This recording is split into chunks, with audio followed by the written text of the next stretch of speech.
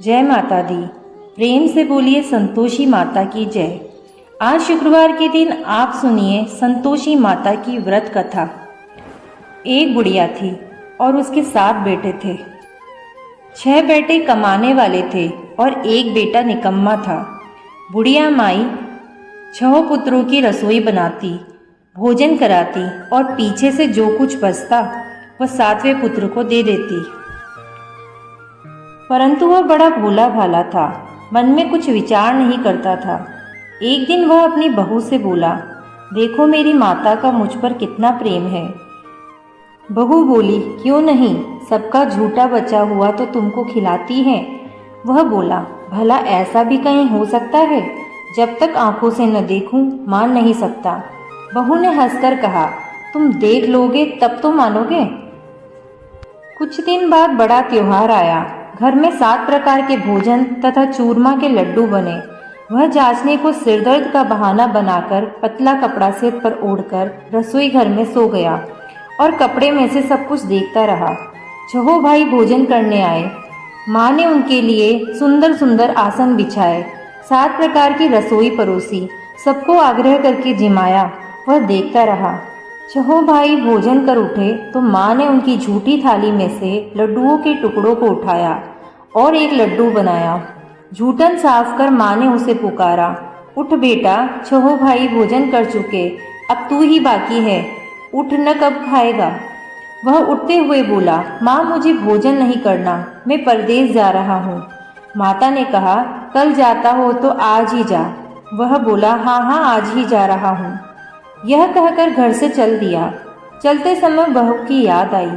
वह गौशाला में कंडे थाप रही थी। वहां जाकर बोला, मेरे पास ये अंगूठी है, सो ले और अपनी कोई निशानी मुझे दे दे। वह बोली, मेरे पास क्या है, यह गोबर भरा हाथ है। यह कहकर उसकी पीठ पर गोबर के हाथ की थाप मार दी। वह चल दिया। चलते चलते दूर देश पहुंचा। वहां एक साहूकार की दुकान थी। वहां जाकर कहने लगा, भाई मुझे नौकरी पर रख लो। साहूकार को जरूरत थी। वह बोला, रह जा। लड़के ने पूछा, तनख्वाह क्या दोगे? साहूकार बोला, काम देखकर दाम मिलेंगे। उसे साहूकार के पास नौकरी मिली। वह सवेरे 7 बजे से रात के 9 बजे तक नौकरी करने लगा। कुछ दिनों में दुकान का लेन देन, हिसाब किताब, ग्राहकों को माल बेचना, सारा काम करने लगा। साहूकार के 7-8 नौकर थे। ये सब चक्कर खाने लगे कि यह तो बहुत होशियार हो गया। सेठ ने भी काम देखा और 3 महीने में उसे आधे मुनाफे का हिस्सेदार बना लिया। कुछ ही वर्षों में वह नामी सेठ बन गया और मालिक सारा कारोबार उस पर छोड़कर बाहर चला गया। अब बहू पर क्या बीती सो सुनो। सास ससुर उसे दुख देने लगे। सारी गृहस्थी का काम करा के लकड़ी लेने जंगल भेजते। इस बीच में घर की रोटियों के आटे से जो भूसी निकलती उसकी रोटी बनाकर रख दी जाती और फटे नारियल की नरेठी में पानी। इस तरह दिन बीतते रहे।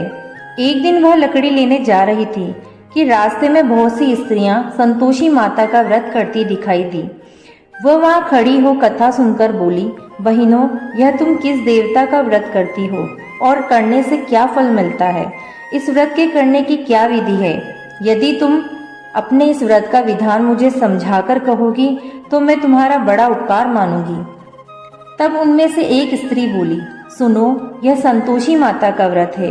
इसके करने से निर्धनता, दरिद्रता का नाश होता है, लक्ष्मी आती है, मन की चिंताएं दूर होती हैं, घर में सुख होने से मन को प्रसन्नता और शांति मिलती है, निपुत्री को पुत्र मिलता है, स्वामी बाहर गया हो तो जल्दी आवे, कुंवारी कन्या को मनपसंद वर मिले, राजद्वार में बहुत दिनों से मुकदमा चलता हो तो वो खत्म हो जावे, सुख शांति हो, घर में धन जमा हो, पैसा जायदाद का लाभ हो, रोग दूर हो जाए तथा और कुछ मन में कामना हो सो वे सब इस संतोषी माता की कृपा से पूरी हो जावे। वह पूछने लगी, यह व्रत कैसे किया जावे, यह भी तो बताओ तो बड़ी कृपा होगी। स्त्री कहने लगी, 1.25 आने का गुड़ चना लेकर, इच्छा हो तो 5.25 रुपए का सहूलियत के अनुसार लेना, बिना परेशानी श्रद्धा और प्रेम से जितना बन सके सवाया लेना। हर शुक्रवार को निराहार रह कथा सुनना, इसके बीच नियम टूटे नहीं, लगातार नियम का पालन करना, सुनने वाला कोई न मिले तो घी का दीपक जला उसके आगे जल के पात्र को रख कथा कहना, परंतु नियम न टूटे। जब तक कार्य सिद्ध न हो नियम पालन करना और सिद्ध हो जाने पर व्रत का उद्यापन करना। 3 मास में माता फल पूरा करती है। उद्यापन में 2.5 सेर आटे का खाजा तथा इसी परिमाण से खीर तथा चने का साग करना। 8 लड़कों को भोजन कराना। जहाँ तक मिले देवर जेठ भाई बंधु कुटुंब के लड़के लेना, न मिले तो रिश्तेदारों और पड़ोसियों के लड़के बुलाना। उन्हें भोजन करा यथाशक्ति दक्षिणा दे माता का नियम पूरा करना। उस दिन घर में खटाई कोई न खाए। यह सुन बुढ़िया के लड़के की बहू चल दी। रास्ते में लकड़ी के बोझ को बेच दिया और उन पैसों से गुड़ चना ले माता के व्रत की तैयारी कर आगे चली। सामने मंदिर देख पूछने लगी, यह किसका मंदिर है? सब कहने लगे, संतोषी माता का मंदिर है। यह सुन मंदिर में जा माता के चरणों में लौटने लगी। दीन होकर विनती करने लगी, माँ मैं निपट अज्ञानी हूँ, व्रत के नियम कुछ जानती नहीं, मैं बहुत दुखी हूँ। हे माता जग जननी, मेरा दुख दूर कर, मैं तेरी शरण में हूँ। माता को दया आई। एक शुक्रवार बीता कि उसके दूसरे शुक्रवार को उसके पति का पत्र आया। तीसरे को भेजा हुआ पैसा आ पहुँचा। यह देख जेठानी मुंह सिकोड़ने लगी। बच्चे ताने देने लगे, काकी पत्र आने लगे, रुपया आने लगा। अब तो काकी की खातिर बढ़ेगी, अब तो काकी बुलाने से भी नहीं बोलेगी। बेचारी सरलता से कहती, भैया पत्र आवे रुपया आवे तो हम सबके लिए अच्छा है। ऐसा कहकर आंखों में आंसू भरकर माता के मंदिर में जा मातेश्वरी के चरणों में गिरकर रोने लगी। माँ मैंने तुमसे पैसा नहीं मांगा, मुझे पैसे से नहीं अपने सुहाग से काम है। मैं तो अपने स्वामी के दर्शन और सेवा मांगती हूँ। तब माता ने प्रसन्न होकर कहा, जा बेटी तेरा पति आएगा। यह सुन खुश होकर घर को जाकर काम करने लगी। तब संतोषी माँ विचार करने लगी, इस भोली पुत्री को मैंने कह तो दिया तेरा पति आवेगा, पर आवेगा कहाँ से? वह तो इसे स्वप्न में भी याद नहीं करता, उसे याद दिलाने मुझे जाना पड़ेगा। इस तरह माता बुढ़िया के बेटे के पास जा स्वप्न में प्रकट हो कहने लगी, साहूकार के बेटे सोता है या जागता है? वह बोला, माता मैं सोता भी नहीं हूँ जागता भी नहीं हूँ, बीच में ही हूँ, कहो क्या आज्ञा है? माँ बोली, पुत्र तेरी स्त्री बहुत कष्ट में है, तेरे माँ बाप उसे दुख दे रहे हैं, वह तेरे लिए तरस रही है, तू उसकी सुध ले। वह बोला, हाँ माता यह तो मुझे मालूम है, परंतु जाऊं तो कैसे जाऊं? परदेश की बात है, लेन देन का कोई हिसाब नहीं, कुछ समझ में नहीं पड़ता, कैसे जाऊं? माँ कहने लगी, मेरी बात मान, सवेरे नहा धोकर माता का नाम ले, घी का दीपक जला, दंडवत कर दुकान पर जा बैठना, सांझ होते होते धन का ढेर लग जाएगा। जब सवेरे बहुत जल्दी उठ उसने लोगों से अपने सपने की बात कही तो वे उसकी बात अनसुनी कर खिल्ली उड़ाने लगे। कहीं सपने भी सच होते हैं? एक बूढ़ा बोला, देख भाई मेरी मान, इस तरह सांच झूठ करने के बदले देवता ने जैसा कहा वैसा करने में तेरा क्या जाता है? उस बूढ़े की बात मानकर नहा धोकर संतोषी माता को दंडवत कर घी का दीपक जला दुकान पर जा बैठा। थोड़ी देर में वह क्या देखता है, देने वाले रुपया लाए, लेने वाले हिसाब लेने लगे। कोठे में भरे सामानों को खरीदकर नकद दाम में सौदा करने लगे। शाम तक धन का ढेर लग गया। माता का चमत्कार देख प्रसन्न हो मन में माता का नाम ले घर के जाने के वास्ते गहना कपड़ा खरीदने लगा। वहाँ के काम से निमट तुरंत घर को रवाना हुआ। वहाँ बहू बेचारी जंगल में लकड़ी लेने जाती, लौटते वक्त माताजी के मंदिर में विश्राम करती। वह तो उसका रोज रुकने का स्थान ठहरा। दूर धूल उड़ती देख माता से पूछती है, हे माता यह धूल कैसी उड़ रही है? माँ कहती है, हे पुत्री तेरा पति आ रहा है, अब तू ऐसा कर लकड़ियों के 3 गट्टे बना ले, एक नदी किनारे, दूसरा मंदिर के पास और तीसरा अपने सिर पर रख। तेरे पति को तेरा लकड़ी का गट्ठा देख मोह पैदा होगा, वह यहाँ रुकेगा, भोजन बना खाकर माँ से मिलने जाएगा। तब तू लकड़ी का गट्ठा उठाकर और बीच चौक में गट्ठा डालकर 3 आवाजें जोर से लगाना, लो सासू जी लकड़ी गट्ठा लो, भूसे की रोटी दो, नारियल के खोपड़े में पानी दो, आज मेहमान कौन आया है। माँ की बात सुन, बहुत अच्छा माता, कहकर प्रसन्न हो वह लकड़ियों के 3 गट्ठे ले आई। एक नदी किनारे एक माता के मंदिर पर रखा। इतने में एक मुसाफिर आ पहुंचा। सूखी लकड़ी देख उसकी इच्छा हुई कि वह रुककर यहाँ विश्राम करे, भोजन बना खा पीकर गांव को जाए। इस प्रकार भोजन बनाकर विश्राम कर वह गांव को गया, सबसे प्रेम से मिला। उसी समय बहू सिर पर लकड़ी का गट्ठा लिए आती है। लकड़ी का बोझा आंगन में डाल जोर से 3 आवाजें देती है। लो सासू जी, लकड़ी का गट्ठा लो, भूसे की रोटी दो, नारियल के खोपड़े में पानी दो, आज मेहमान कौन गया है। यह सुनकर सास बाहर आ अपने देख हुए कष्टों के भुलाने हेतु कहती है, बहू ऐसा क्यों कहती है, तेरा पति ही तो आया है। आ बैठ, मीठा भात खा, भोजन कर, कपड़े गहने पहन। इतने में आवाज सुनकर उसका पति बाहर आता है और अंगूठी देख व्याकुल हो पूछता है, माँ यह कौन है।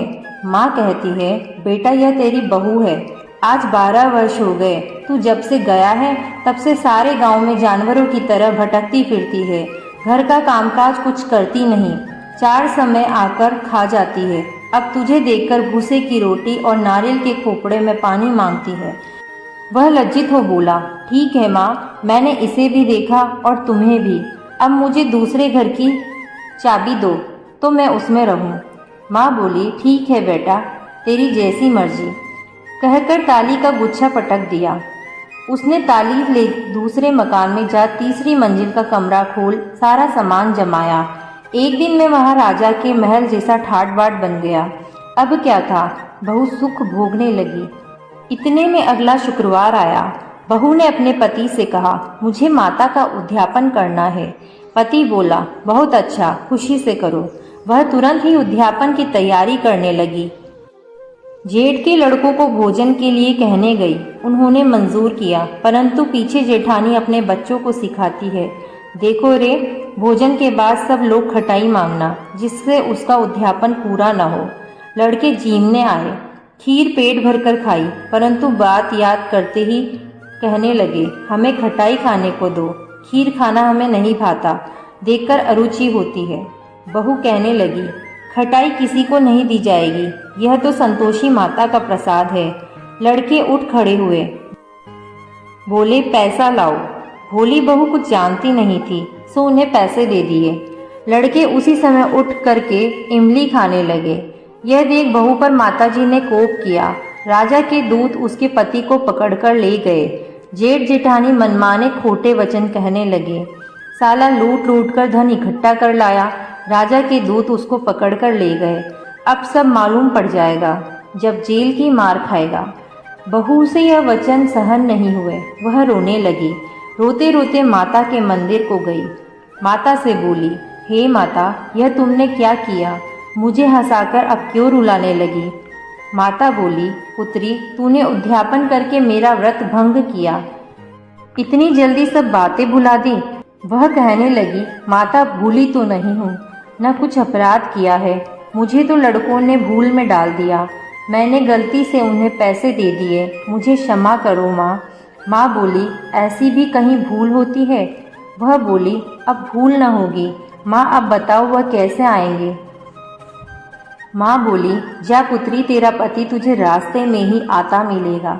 वह घर को चली। राह में पति आता मिला। उसने पूछा, तुम कहाँ गए थे। वह कहने लगा, इतना धन जो कमाया था उसका कर राजा ने मांगा था, वह भरने गया था। वह प्रसन्न हो बोली, ठीक है, अब घर को चलो। कुछ दिन बाद फिर शुक्रवार आया। वह बोली, मुझे माता का उद्यापन करना है। पति ने कहा, करो। वह फिर जेठ के लड़कों को भोजन करने को कहने गई। जेठानी लड़कों को फिर सिखाने लगी कि तुम पहले ही खटाई मांगना। लड़के कहने लगे, हमें खीर खाना भाता नहीं, जी बिगड़ता है, कुछ खटाई खाने को दो। वह बोली, खटाई खाने को नहीं मिलेगी, आना हो तो आओ। वह ब्राह्मण के लड़कों को लाकर भोजन कराने लगी।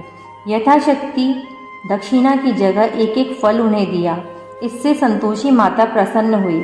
माता की कृपा से 9वें मास उसको चंद्रमा के समान सुंदर पुत्र उत्पन्न हुआ।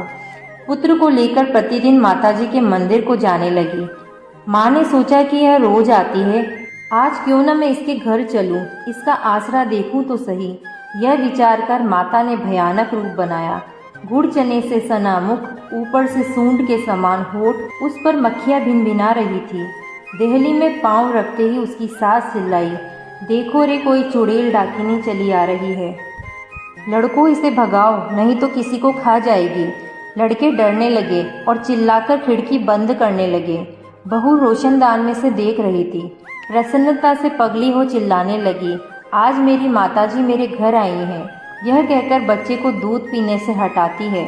इतने में सास का क्रोध फूट पड़ा।